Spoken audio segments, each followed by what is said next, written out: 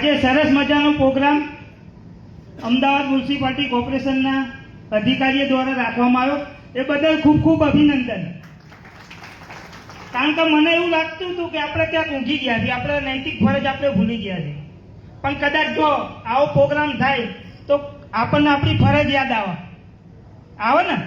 આપણે ઘરેથી નીકળીએ એટલે બીચમાં વાર્તા હોય ને ફરજ યાદ આવે કારો ઘરે છોકરો સ્કૂલ તૈયાર થયો હશે કે નહીં, નયો હશે કે નહીં, આમ યાદ આવે ને બીચમાં। અરે ઘરે જઈને એના માટે નાસ્તાની વ્યવસ્થા કરવાની છે, યાદ આવે ને। તો આ બધી આપણી ફરજ છે અને આપણી રોજની જિંદગી છે। અને સફાઈ કામ કરવું એ એટલું અઘરું પણ નહીં। આમાં ઘણા બધા રોગો થતા હોય, ચામડીના રોગો, પછી કેન્સર બીમારીઓ, પણ આ બધી બીમારીથી આપણે લડી અને આપણે સૈનિક બનીએ છીએ, ત્યારે આપણા દેશની સેવા કરીએ છીએ। એક સૈનિક બોર્ડર ઉપર સેવા બજાવે છે અને આપણે ભારતની ભૂમિ ઉપર, આ જન્મભૂમિ ઉપર, આ માટીમાં જે 500 ગ્રામ માટી ખાય છે પણ પોતાની નિષ્ઠાપૂર્વક કામગીરી કરે છે અને પોતાની ફરજ નિભાવે છે।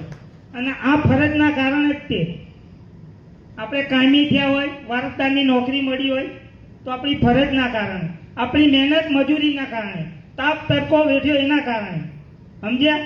અને કઈ જય વાલ્મીકી।